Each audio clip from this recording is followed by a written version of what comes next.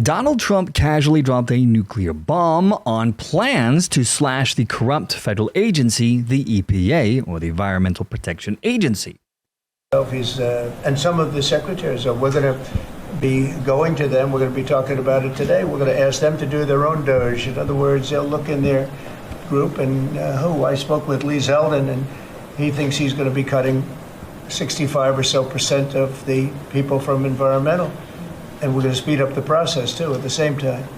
You had a lot of people that weren't doing their job. They were just obstructionists, and a lot of people that didn't exist, I guess, Lee, too. You found a lot of empty spots that the people weren't there. They didn't exist.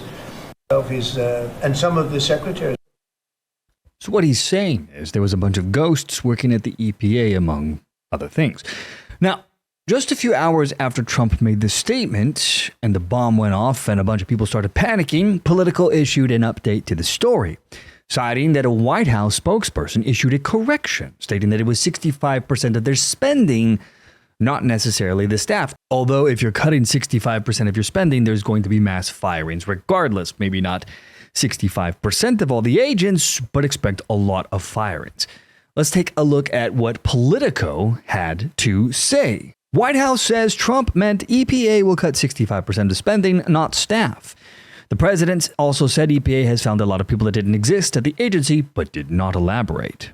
Now, at Wednesday morning's cabinet meeting, President Donald Trump praised the Environmental Protection Agency's Administrator Lee Zeldin for his plan to make aggressive or massive cuts at the agency and lay off 65% of its workforce.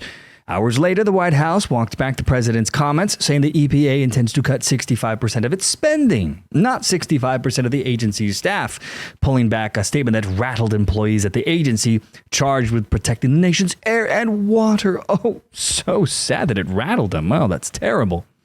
Now, this rapid turn of events was the latest evidence of confusion that has swept across the federal government as the Trump administration seeks to reshape the federal bureaucracy by cutting spending and paring back the federal workforce.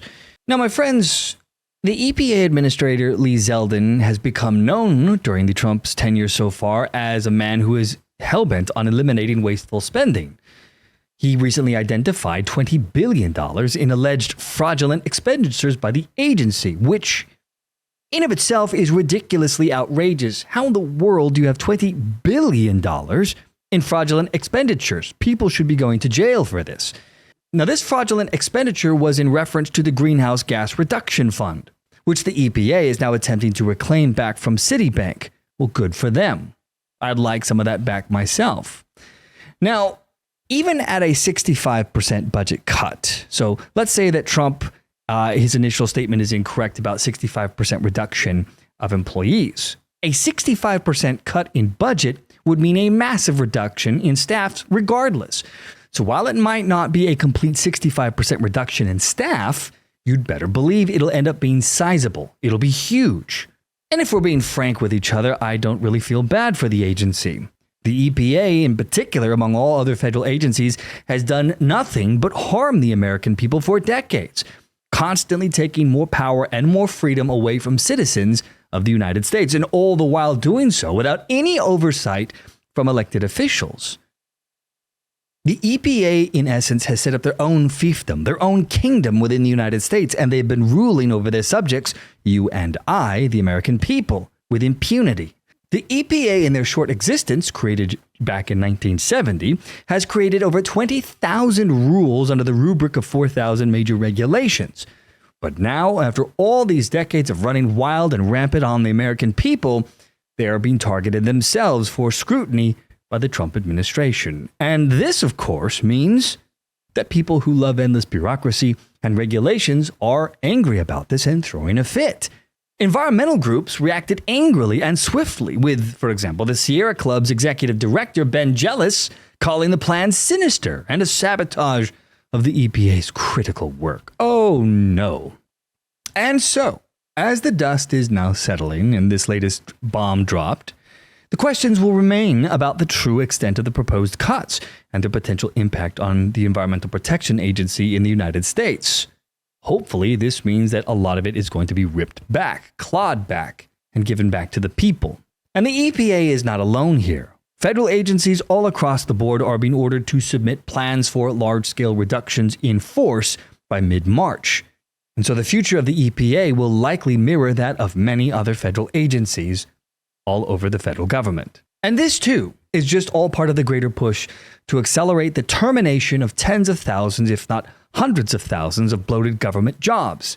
The Trump administration is moving at a breakneck pace to take away the centralized power of the Washington, D.C. bureaucrats, which, by the way, right now, 20% of all federal government employees work in the metropolitan area of Washington, D.C. And Donald Trump is seeing fit to change this. This is an article from the Washington Post discussing this. This was just a couple of hours ago. Federal agencies, they write, are given deadline for plans to move offices out of the D.C. area. The Trump administration is giving federal agencies until mid-April to suggest relocations of bureaus and offices out of the Washington, D.C. region, a move that would have widespread impacts on the local economy. In a guidance issued Wednesday to the heads of all executive departments and agencies, the director of the Office of Management and Budget and the Office of Personnel Management laid out steps for compliance with President Donald Trump's order to eliminate waste, bloat, and insularity in the government, meaning they're all congregating in one spot and they're all feeding each other. It's the bureaucratic way of life, apparently. Now, part of that is a directive to submit, quote, any proposed relocations of agency bureaus and offices from Washington, D.C. and the National Capital Region to less costly parts of the country by April 14th. The move comes amid a broader push by the administration to cut its real estate footprint, thank God, and drastically reduce the size of the federal government workforce. This is spurred on by Elon Musk's U.S. Doge service, where several agencies have announced plans to slash such teams by as much as 90%. Also on Wednesday, Trump issued an executive order giving agencies 7 days to submit an inventory of the real property and 30 days to identify all leases that can be terminated. Within 60 days, the order stated the General Services Administration, the government's real estate arm, must come up with a plan to dispose all property deemed no longer needed. So no longer will the federal government just hang on to property and keep it away from you and I. The bottom line to all of this, my friends, is this. Donald Trump is continuing to ramp up on his promise to obliterate the federal government. He seems to be hell-bent at tearing down the festering core of a government that seems in large part to have forgotten what they are here for, that they are servants of the American people, not the other way around. They have forgotten that we are not their subjects, that they serve at our pleasure. And Donald Trump is gearing up to remind them of just that. We're going to win so much, you may even get tired of winning. And you'll say, please, please, it's too much winning. We can't take it anymore. Mr. President, it's too much. And I'll say, no, it isn't. We have to keep winning. We have to win more. We're going to win more. We're going to win so much.